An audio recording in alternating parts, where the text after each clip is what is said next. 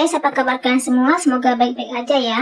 Hari ini aku bakalan ngasih spoiler drama The Silence, drama yang dibintangi aktor ternama Korea Selatan Gong Yoo.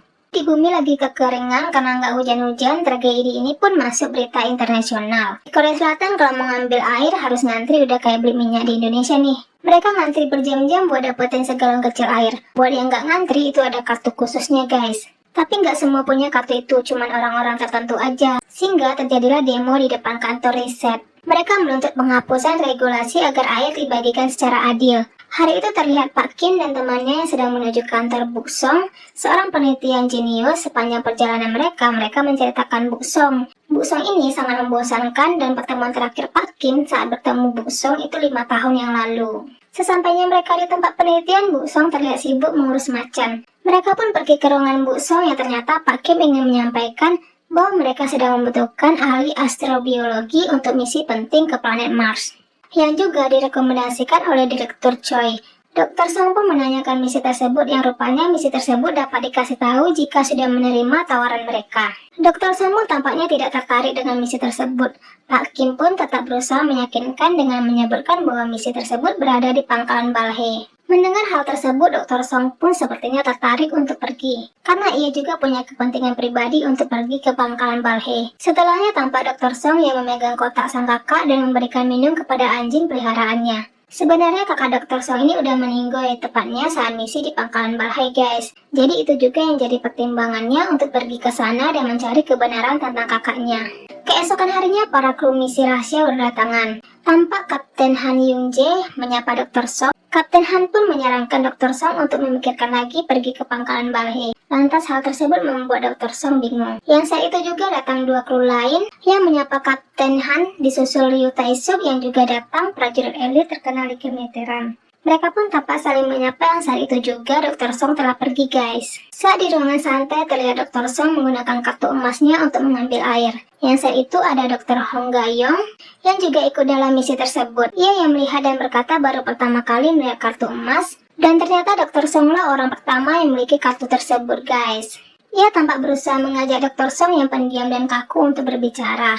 Dan berkata bahwa di ruang angkasa sangat membosankan. Karena di pesawat antariksa hanya melihat wajah yang tidak menarik dan yang sama setiap harinya.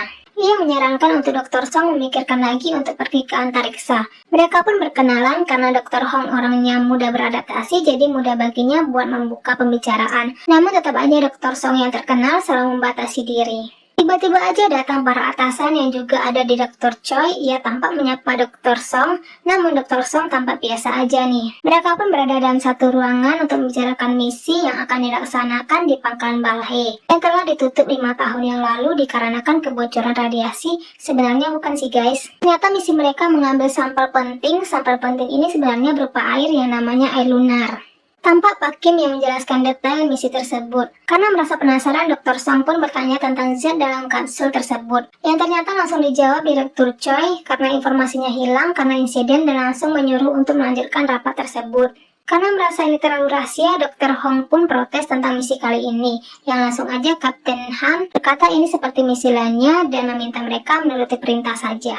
Lagi para petinggi beralasan informasi yang didapat di SAA juga sedikit dan tidak detail. Dr. Song pun tetap bertanya bahwa mereka tidak tahu seberapa berbahaya misi ini dan bagaimana mengambilnya dengan aman agar misi ini sukses. Yang langsung aja dijawab oleh Direktur Choi bahwa mereka membutuhkan Dr. Song, seorang ahli astrobiologi dalam situasi seperti ini. Dia pun memberitahukan bahwa Kapten Han yang bertanggung jawab dalam misi ini dan sampel penilaian Dr. Song lah yang dibutuhkan. Sebenarnya ini cuman alasan Direktur Choi aja, tapi kita lanjut ke seru dari drama ini. Mendengar ucapan Direktur Choi, tampak wajah Dr. Choi yang masih tidak mengerti. Ia pun jadi ingat kejadian 5 tahun yang lalu di mana Direktur Choi memberikan kartu emas ke Dr. Song sebagai hadiah karena kakaknya Dr. Song ini juga peneliti hebat yang meninggal di pangkalan Balhae. Setelah rapat, Dr. Song memanggil Kapten Han. Ia pun bertanya apa semua misi yang Kapten Han jalankan selalu rahasia dengan informasi terbatas. Tiba-tiba aja suasana menjadi tegang di ruangan karena Dr. Song terus memujani pertanyaan ke Kapten Han. Kapten Han pun menanyakan apa Dr. Song masih ingin pergi. Di pesawat tampak Dr. Song yang tengah memasukkan barang-barangnya ke dalam bagasi. Yang lantas aja Dr. Hong tertawa melihat barang bawaan Dr. Song yang banyak. Tiba-tiba aja ada pergantian kopilot yang diganti oleh Lee Si-gisu. Ia tampak santai dan mencairkan suasana yang kaku di dalam pesawat.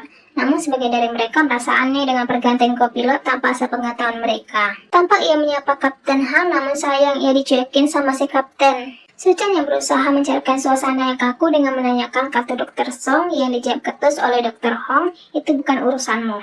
Dan kemudian ia kembali diam. Pesawat pun berangkat ke antariksa, mereka telah berada di luar bumi. Tiba-tiba aja Pak Kim memberikan informasi bahwa Pak Huang akan menjadi penasihat misi mereka, yang ternyata Pak Huang ini seorang yang sangat pendiam. Bahkan di antara mereka tidak pernah mendengar ia berbicara. Saat berada di luar angkasa, pesawat mengalami masalah yang membuat pesawat mendarat di tempat yang berbeda.